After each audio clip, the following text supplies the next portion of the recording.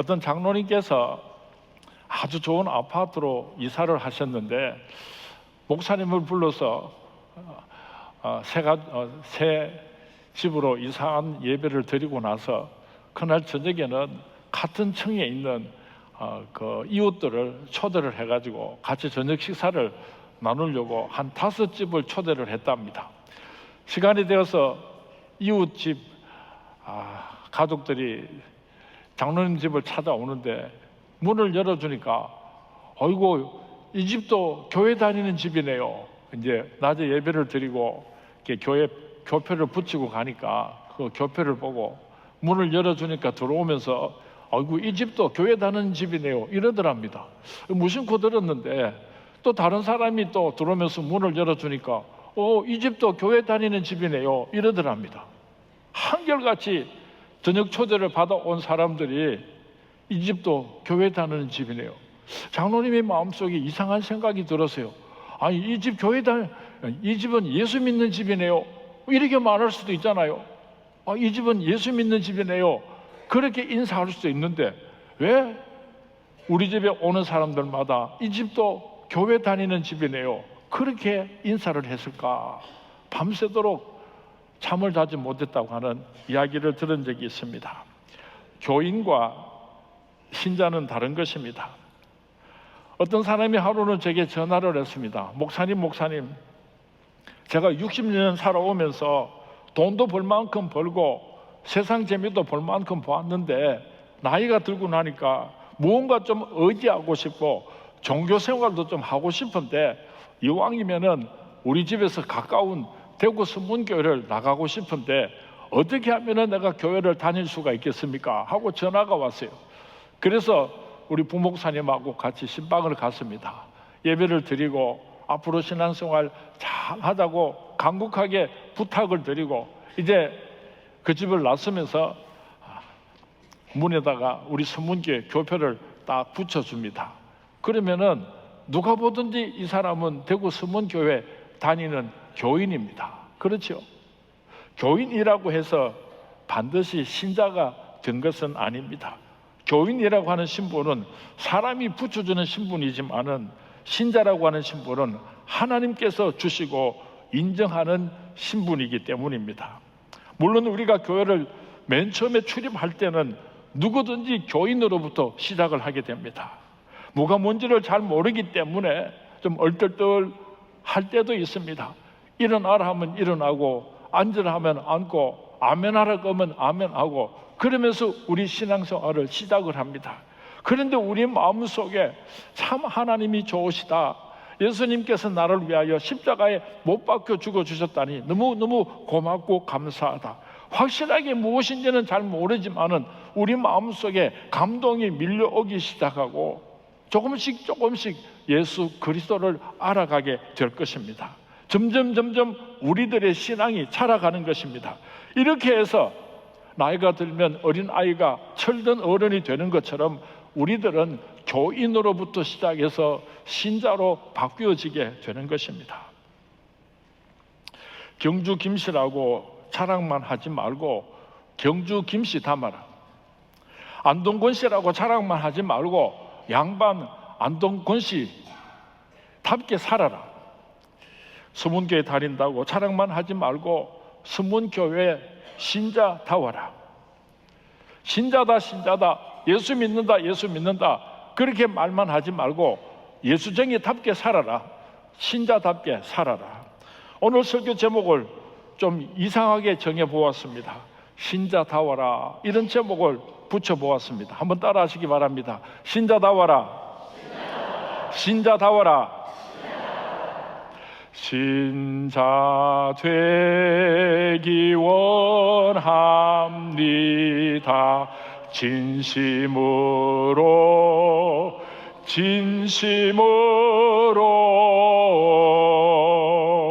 신자 되기 원합니다. 진심으로.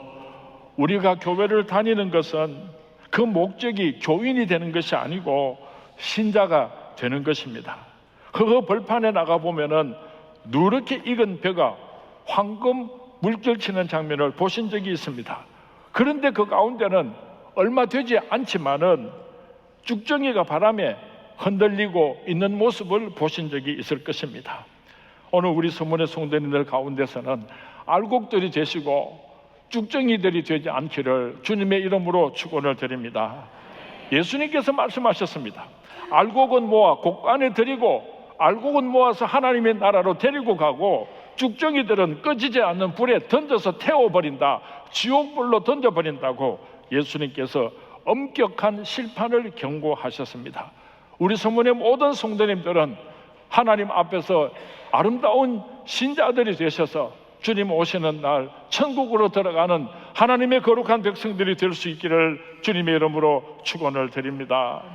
신자로서의 누가 알맹이인지 이 자리에 앉아서 예배를 드리고 있지만은 누가 쭉정이인지 그것을 누가 어떻게 알 수 있는가 하면은 첫 번째로는 하나님께서 우리 중심을 보시고 너는 신자야, 너는 교인이야, 너는 알곡이야, 너는 쭉정이야, 그렇게 하나님께서 알고 계십니다.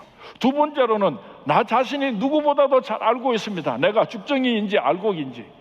그리고 나의 주위에 있는 다른 사람들도 나를 보고 잘 알고 있습니다. 저 사람이 알곡인지 쭉정인지를.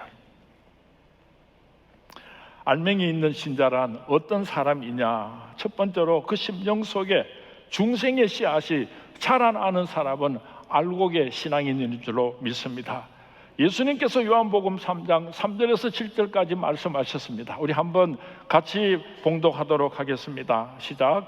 예수께서 대답하여 이르시되 진실로 진실로 내게 이르노니 사람이 거듭나지 아니하면 하나님의 나라를 볼 수 없느니라. 예수께서 대답하시되 진실로 진실로 내게 이르노니 사람이 물과 성령으로 나지 아니하면 하나님의 나라에 들어갈 수 없느니라. 육으로 난 것은 육이요 영으로 난 것은 영이니 내가 내게 거듭나야 하겠다 하는 말을 놀랍게 여기지 말라. 내가 거듭나야 하겠다는 말은 비과학적으로 들린다고 할지라도 우리가 이상하게 생각해서는 안 됩니다. 논리적으로 설명하기가 어렵다고 할지라도 이상하게 생각해서는 안 됩니다. 왜냐하면 이것이 바로 하나님의 하늘의 법칙이기 때문인 것입니다. 하나님께서 내가 아담의 후손으로 이 세상에 태어날 때에 가지고 나지 않은 것을 주셨습니다. 예수님의 생명의 씨앗을 우리 심령 속에 심어 주셨는데 이것이 바로 중생의 씨앗인 것입니다. 중생이라고 하는 말은 다른 말로 말하면 하나님께로부터 난 자라는 뜻입니다. 공자의 씨앗 말고 석가의 씨앗 말고 도덕의 씨앗 말고 철학의 씨앗 말고 하나님으로부터 시작된 하나님의 씨앗입니다. 내 속에 나 스스로 개발해서 어떤 이상한 싹이 난 사람이 있습니다. 자기 철학을 가지고 자기 논리를 가지고. 그것이 아니라 하나님께서 주신 생명의 씨앗이 있습니다. 내 속에 영으로 난 자의 영이 있습니까? 내 속에 거듭난 자의 생명이 있습니까? 내 속에 새로운 피조물로서 생명이 있습니까? 예수님의 중생의 씨가 내 마음속에서 자라고 있습니까? 이것을 가르쳐서 사도 바울은 갈라디아서 2장 20절에서 이렇게 말씀하고 있습니다. 내가 그리스도와 함께 십자가에 못 박혔나니 그런즉 이제는 내가 사는 것이 아니요 오직 내 안에 그리스도께서 사시는 것이라. 지금 사도 바울이 살고 있는 것은 아담의 생명을 이어받아서 살아가고 있는 것이 아니라 예수 생명으로 얻은 그 생명으로 말미암아 살고 있고 그 생명을 위하여서 나는 살아가겠노라고 고백하고 있는 것입니다. 이것이 바로 중생의 신자의 참된 모습인 것입니다. 우리 속에 중생의 씨가 있기 때문에 예수님의 새 생명의 씨앗이 자라고 있기 때문에 비록 이 땅에서 육체를 입고 살아가고 있다고 할지라도 썩지 아니하고 쇠하지도 아니하는 하나님의 나라의 유업을 받을 수 있는 천국 백성으로 자라가는 것입니다. 살아가는 것입니다. 믿으시면 아멘 하시기 바랍니다. 중생의 씨앗이 자라나는 사람에게 몇 가지 특징이 있습니다. 그 특징이 무엇인가 하면 달라진다고 하는 것입니다. 한번 따라 하시기 바랍니다. 달라진다. 과거하고 다른 삶을 살아간다고 하는 것입니다. 첫 번째로 중생의 씨앗이 자라는 사람은 그 마음이 달라집니다. 예수를 믿기 전에 그 마음하고 예수를 믿고 나서 그 이후에 마음이 완전히 달라지게 되는 것입니다. 중생한 사람의 마음하고 중생하지 못한 사람의 마음하고는 다른 것입니다. 영으로 난 자의 마음하고 영으로 나지 않은 자의 마음은 다른 것입니다. 예수 믿지 않는 사람들과 그 속에 영이 자라지 못한 사람들과 대화를 해보면요, 영적으로 성숙한 사람들하고 서로 대화를 할 수가 없어요. 완전히 서로 다른 세계를 살고 있기 때문입니다. 이것이 바로 신자와 교인의 차이이기도 합니다. 그런가 하면 두 번째로 중생의 씨앗이 자라는 사람에게 특징은 생각이 달라진다고 하는 것입니다. 아담의 후손으로서 생각하는 것은 개나 돼지처럼 동물처럼 생각하는 것이 전부이지만은, 그러나 예수 그리스도 안에서 새 생명을 가지고 살아가는 사람은 개나 돼지처럼 예수를 만나기 전에 생각하던 그 생각하고 완전히 다른 생각을 하면서 살아가게 되는 것입니다. 중생의 생명이 자라나는 사람은 좋아하는 것도 완전히 달라지게 되는 것입니다. 이전에 좋던 것이 분토와 같이 여겨지게 되는 것입니다. 사도 바울은 빌립보서 3장 5절에서 9절 말씀에서 예수를 만나기 전에 자기가 이 세상에 무엇을 자랑하면서 살았는가를 소개하고 있습니다. 가문을 자랑했습니다. 학벌을 자랑했습니다. 자신의 종교심을 자랑했습니다. 도덕적인 높은 수준을 자랑했습니다. 얼마나 세상 것들을 자랑하고 또 자랑했는지 모릅니다. 그랬던 사도 바울이 예수를 만나고 나니까, 예수님의 중생의 씨앗이 그의 심령 속에 들어오고 나니까, 예수님 만나기 전에 그렇게 자랑했던 그 모든 것들을 다 분토와 같이 여겼다고 사도 바울은 고백을 하고 있는 것입니다.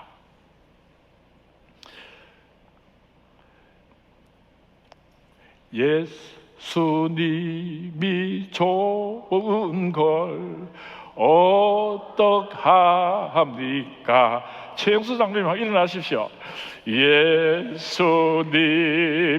좋은 걸 어떡합니까? 다 일어나십시오. 누구든지 세상에 어떤 것도 수 없네. 좋다. 예수님이 좋은 걸 어떡합니까? 예수님이 좋은 사람은 내 속에서 중생의 씨앗이, 예수님의 새 생명의 씨앗이 무럭무럭 자라나고 있는 줄로 믿으시기 바랍니다. 중생의 씨가 자라나고 있는 사람은 말하는 것도 달라지게 됩니다. 중생하지 못한 사람들은 못한다, 안 된다, 얼마나 말도 싸가지가 없는지 몰라요. 부부끼리 말을 하는데도요, 얼마나 막 독한 말을 쏘아부시는지 만정이 떨어질 때가 있어요. 교회는 잘 나오는데도. 그런데 그 사람의 심령 속에서 중생한 예수님의 씨앗이 자라기 시작하면요, 감사가 넘쳐나요. 사랑이 넘쳐나요. 기쁨이 넘쳐나요.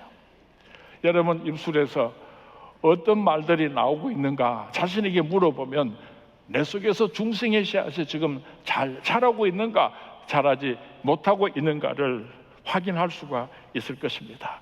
불평하는 사람은요, 그저 교인이에요. 교인. 감사하는 사람. 그렇게 지지리도 가난한데도 불구하고 감사해요.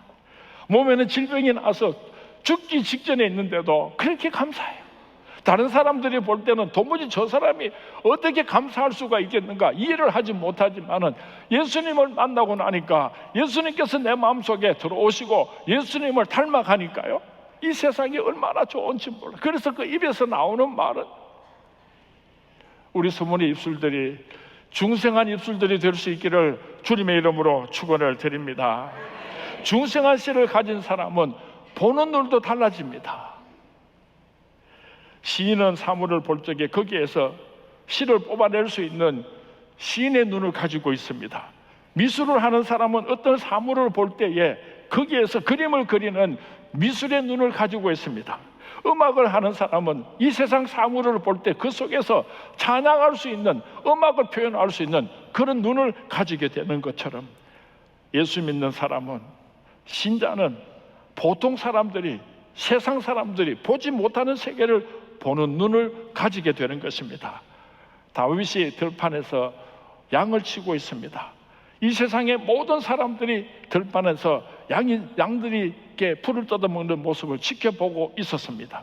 그러나 다윗은 그 풀밭에서 다른 사람들이 보지 못하는 다른 세계를 보고 있었습니다. 흐르는 냇물을 바라볼 때에 다른 목자들도, 다른 세상 사람들도 그 시냇물이 흘러내려가는 것을 다 같이 보고 있었지만은, 그러나 다윗은 하나를 더 보았습니다.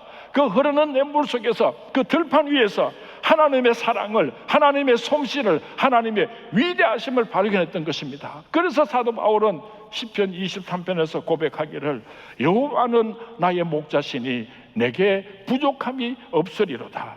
그가 나를 푸른 풀밭에 누이시며 쉴 만한 물가로 인도하시는도다. 위대하신 여호와 하나님을 찬양하였던 것입니다. 거기에 두 번째로, 예수님의 중생의 씨앗이 내 마음속에서 무럭무럭 자랄 때에 어떠한 현상이 나타나는가 하면은, 나는 새로운 피조물로서 완성이 되는 것입니다. 옛사람은 지나가고 새 사람으로 거듭 창조되는 것입니다.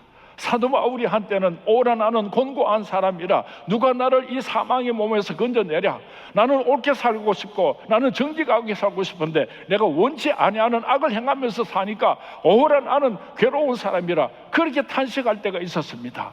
그 속에서 예수님의 중생의 씨앗이 자라나게 될 때 그는 이 고통과 아픔으로부터 자유와 해방을 얻을 수가 있었던 것입니다. 제 외삼촌이, 제가 무척 존경하는 외삼촌이 계시는데요, 그분이 하루는 제게 이런 재미있는 이야기를 하셨어요. 외삼촌이 혈액형이 AB형인데, 야 상민아 나는 변덕이 너무너무 심해서 내가 막 스스로 막 견딜 수가 없어.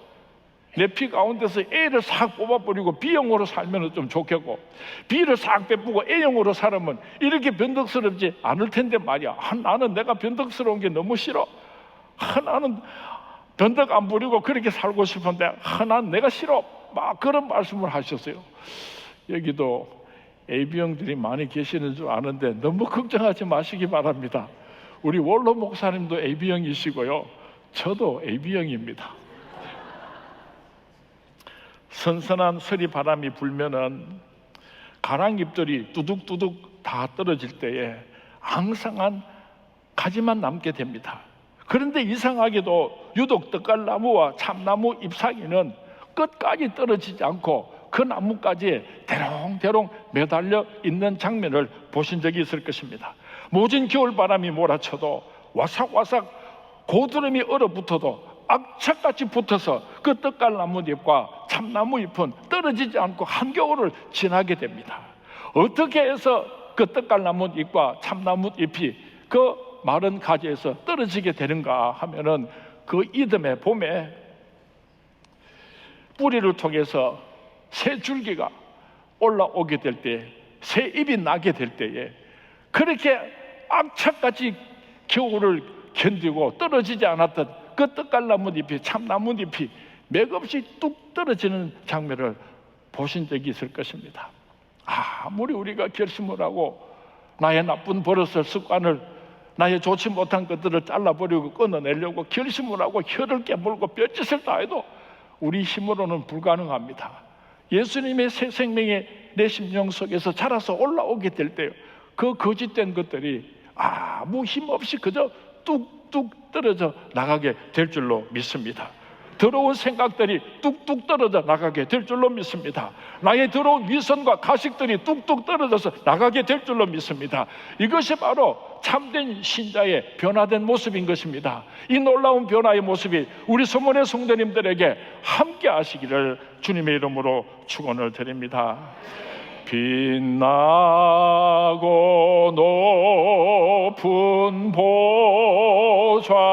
보좌와 그 위에 앉으신 주 예수 얼굴 영광이 해가 빛나네 해같이 빛나네. 이 찬송을 부르시면서 눈을 지그시 감고 눈에 눈물이 걸성걸성해서 빛나고 높은 보좌에 계시는 예수님을 바라보며 찬송을 부를 수 있는 사람이 있다면 바로 그 사람의 심령 속에서 예수 그리스도의 중생의 씨앗이 무럭무럭 자라난 참 신자의 모습일 것입니다. 우리 서문의 성도님들이 찬송을 부르다가 눈을 뜨고 영광 중에 계시는 하나님을 바라보고 감격의 눈물을 흘리는 그런 성숙한 그리스도인들이 될 수 있기를 주님의 이름으로 축원을 드립니다. 더 나아가서 중생의 씨가 그 마음속에서 자라나서 성숙한 그리스도인이 된 사람에게는 어떠한 현상이 나타나는가 하면은 영적인 권위를 가지고 담대한 하나님의 능력을 가지고 이 세상을 살아가는 위대한 하나님의 사람들이 되는 것입니다. 히브리서 11장 1절 말씀에 믿음은 바라는 것들의 실상이요 보이지 않는 것들의 증거라고 말씀하고 있습니다. 성숙한 그리스도인은 중생의 씨앗이 자라서 온전한 예수 그리스도를 닮아가는 그리스도인이 될 때에는 우리들이 바라는 그 모든 믿음들이 그대로 다 이루어지는 축복 속에서 능력 있는 삶을 살아가게 되는 것입니다. 열왕기상 18장 36절에서 41절 말씀에 보면은 위대한 하나님의 사람 엘리야의 기도를 소개해 놓고 있습니다. 3년 6개월 동안 비가 오지 않았습니다. 그래서 엘리야가 갈멜산 꼭대기에 올라가서 하나님 비를 내려 주십시오 하고 기도하는 장면을 소개하고 있습니다. 그런데 엘리야가 어떠한 모습으로 하나님께 기도했는가 하면은 42절 말씀에 보면은 땅에 엎드려 그의 얼굴을 무릎 사이에 넣고 기도하였다고 기록하고 있습니다. 우리가 어떻게 기도해야 하는가 하는 모습을 엘리야는 가르쳐주고 있는 것입니다. 여러분 힘들고 어려운 일이 있습니까? 엎드려서 얼굴을 무릎 사이에 넣고 이것은 얼마나 간절하게 기도했는가 하는 모습을 소개하고 있는 것입니다. 우리도 이렇게 간절하게 기도했으면 참 좋겠어요. 그렇게 기도하고는 사환을 부릅니다. 봐라 저 산 위에 올라가서 바다를 쳐다보도록 해라. 거기서 무슨 비가 오는 징조가 나타나는지를 보고 오도록 해라. 그래서 이 사환이 엘리야의 심부름을 듣고는 그렇게 바닷가로 가서 하늘을 쳐다보는데 아무런 징조가 없었어요. 돌아와서 엘리야에게 보고를 합니다. 엘리야님 아무런 징조가 나타나지 않는데요. 아 그래? 또 그리고 엘리야가 기도를 합니다. 두 번째 간절하게 기도하고는 사환을 다시 부릅니다. 이보게 대단히 미안하지만은 한 번 더 저 산에 올라가서 바닷가를 내려다보고 오시게. 그래서 순종하여서 바닷가로 가서 보니까 세상에 아무런 그런 비가 올 만한 징조가 보이지를 않습니다. 이 돌아오는 사환의 마음속에 의심이 들기 시작했습니다. 이 열왕기상 18장 36절 이전에는 엘리야가 갈멜산 꼭대기에서 누구의 신이 참신인가 850대 1로 싸움을 하게 됩니다. 바세라를 섬기는 선지자와 아세라를 섬기는 이 이방 선지자 850대 1로 영적인 싸움을 해서 불을 내리고 대성을 거두는 그 현장에 이 사환이 있었기 때문에 지금 엘리야가 비를 오게 해달라고 하나님 앞에 기도하면은 반드시 하나님께서 비를 내려 주실 것이라고 확실하게 믿었지만은 한 번 갔다 오고 두 번 갔다 오고 세 번 갔다 와도 아무런 징조가 보이지 않을 때에 이 사환의 마음속에는 아이고 우리 엘리야가 기도를 해도 비가 오는 거는 어려운 모양이야. 어떻게 3년 6개월 동안 비가 오지를 않았는데 우리 엘리야 선생님이 기도한다고 해서 비가 오겠는가? 이런 의심스러운 마음이 들기 시작을 했던 것 같습니다. 그런데 이 엘리야는 계속해서 기도를 합니다. 7번씩 그렇게 기도를 하고는 다시 그 사환을 보고 산에 올라가서 바다를 쳐다보고 오라. 불순종할 수는 없고 이 사환이 7번째 산 위로 올라가서 바다를 쳐다보는데요, 세상에 손만한 구름 하나가 나타났어요. 손바닥만한 구름, 요만한 구름이요. 그래서 이 사환이 엘리야에게 돌아와서 보고를 합니다. 엘리야님, 엘리야님, 손만한 구름 한쪽이 떴던데요, 어쩌면 빈정거렸을 런지도 모르겠어요. 아니, 어떻게 지금 비가 많이 와야지 되는데 이 손바닥만한 구름이 떴는데 이게 무슨 도움이 되겠습니까? 비웃는 마음이었었는지도 모르겠어요. 야, 그런데요, 엘리야는 대단해요. 너 빨리 아합 왕에게 쫓아가가지고 큰 비가 올 테니까 마차를 타고 속이 편안하라고 빨리 전하고 오느라. 대단한 믿음이죠. 성경 말씀에 보니까 열왕기상 18장 45절에 조금 후에 구름과 바람이 일어나서 하늘이 캄캄해지며 큰 비가 내리는지라, 성경 말씀에 기록이 되어 있습니다. 내 속에서 예수 그리스도의 중생의 새 생명이 무럭무럭 자라나서 완성이 된 사람은, 성숙한 그리스도인이 되면은요, 이런 믿음을 가지고 이런 능력을 가지고 담대하게 이 세상을 살아갈 수가 있는 것입니다. 사랑하는 수문의 성도님, 여러분의 심령 속에서 예수님의 중생의 씨앗이 무럭무럭 자라나서 엘리야와 같은 위대한 하나님의 사람으로서 능력 있는 사람으로 살아갈 수 있게 되기를 주님의 이름으로 축원을 드립니다. 지난 주간에 있었던 일이기 때문에 우리 성도님들이 함께 기뻐하고 기도해야 할 것 같아서 말씀을 드리려고 합니다. 저희 교회가 은행에 빚이 좀 있었습니다.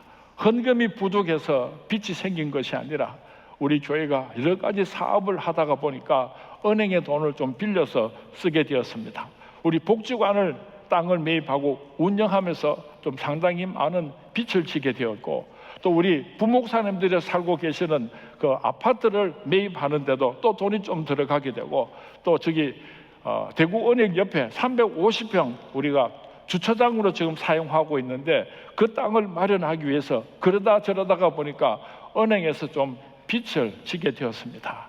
그러다가 보니까 요즘 경제적으로 참 어려우니까요, 우리 교회가 매월 이자를 내고 원금을 갚아 나가려고 하니까 재정적인 여유가 없어서 선교를 하거나 구제를 하거나 교육을 하거나 이런 귀중한 사업들을 할 때 참 어려움이 많았습니다. 그래서 우리 장로님들이 기도를 했습니다.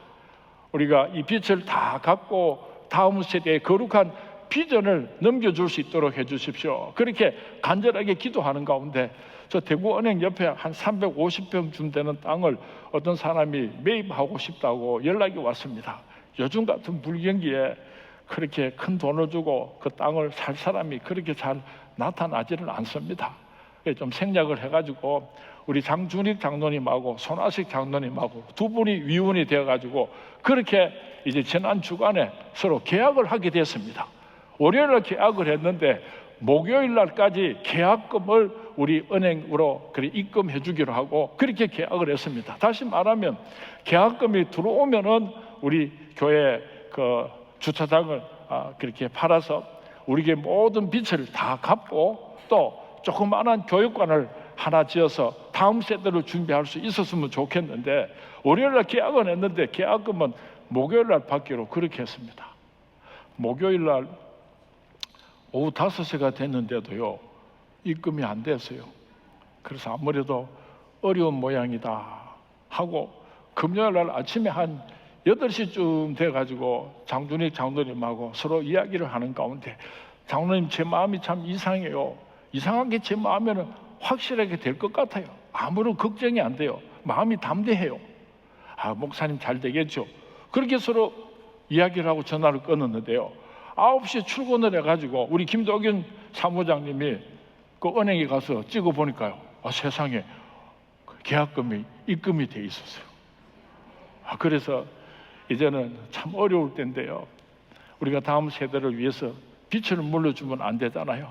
또 다음 세대를 위해서 자그마한 교육관이라도 하나 짓고 싶은 것이 이 목회자로서 마지막 소원이고 기도 제목이었는데 하나님께서 다 들어주셔가지고 그래서 아직까지 중도금도 받아야지 되고 막대금도 받아야지 되고 또 우리가 빚도 다 갚고 또 아름답고 이쁜 교육관도 세우고 그렇게 하려면은 앞으로 많은 일들이 남아 있으니까 우리 성도님들께서 기억하시고 기도해 주시기를 부탁드리겠습니다.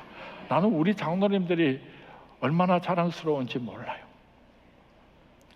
우리 후손들에게 아름다운 교회를 물려주기 위해서, 다음 세대에게 자랑스러운 교회를 물려주기 위해서 그렇게 간절하게 기도하고 하나님께서 우리의 기도를 들으시고 응답하여 주신 줄로 믿습니다. 사랑하는 수문의 성도님 여러분, 나는 하나님의 사람답게 살아가고 있습니까? 나는 신자다운 삶을 살아가고 있습니까? 예수님께서 내가 다시 세상에 올 때 너희들 가운데서 참 믿음을 볼 수 있겠느냐 그렇게 걱정하시고 탄식하셨는데, 예수님께서 다시 오실 때에 예수님께서 우리를 보고 너는 참 좋은 신자구나, 너는 참 예수를 잘 믿었구나 기뻐하실 수 있는 그런 아름다운 신자로서 살아가는 우리 서문의 모든 성도님들이 될 수 있기를 주님의 이름으로 축원을 드립니다. 10년, 20년, 30년 예수를 믿었고 주일마다 교회를 나왔지만은 아직까지도 교인의 수준을 벗어나지 못하는 사람들이 이 자리에도 조금이지만은 계신 것 같아요. 신자 되기 원합니다. 신자 되기 원합니다. 여러분들의 신앙이 매일처럼 자라갈 수 있게 되기를 바랍니다.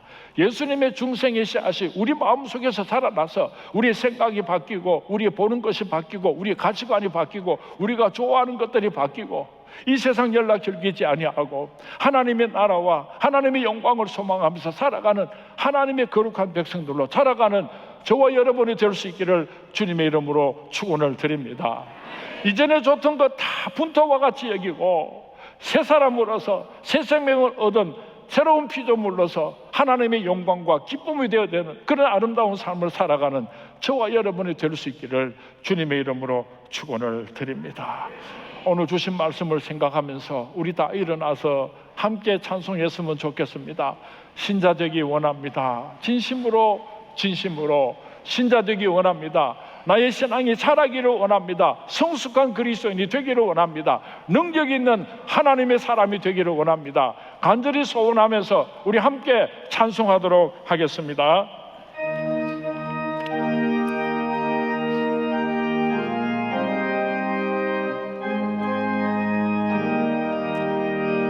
신자 되기 원합니다. 진심으로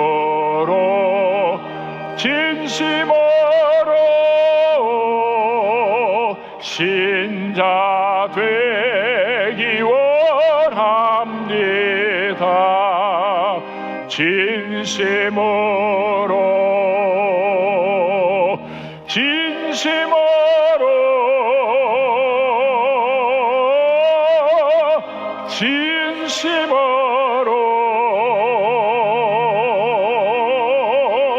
신자 되기 원합니다.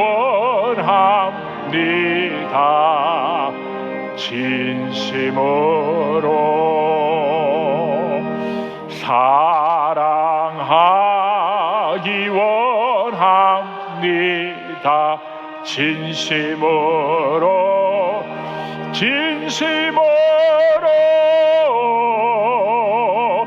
사랑하기 원합니다.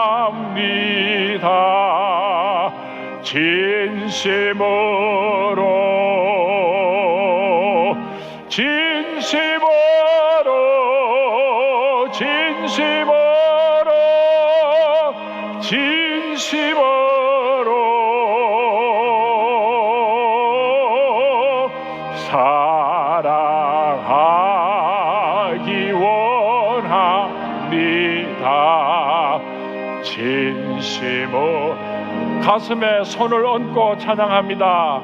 거룩하기 원합니다.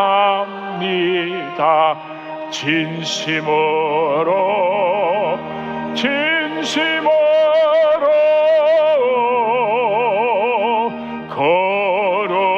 거룩하기 원합니다.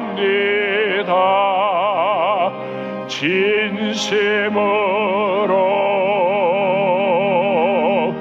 진심으로 진심으로 진심으로 진심으로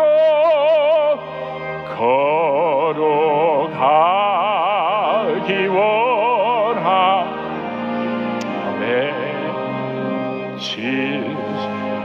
손을 높이 들고 예수 닮기 원합니다.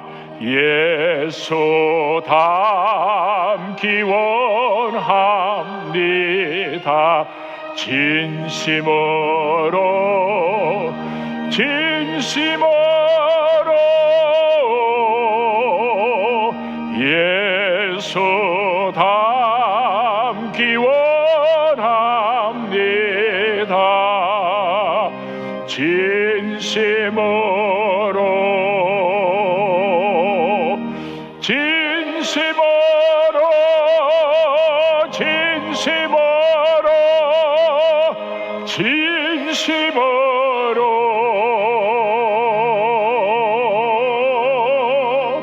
예수 닮기 원합니다.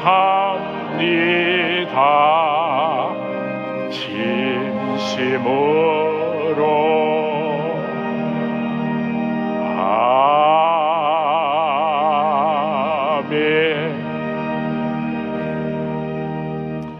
지금은 우리 주 예수 그리스도의 은혜와 하나님 아버지의 크신 사랑과 성령님의 감화 감동 위로 충만하심이 오랫동안 예수 믿고 교인된 것을 자랑할 것이 아니라 예수 닮기 원합니다. 신자 되기 원합니다.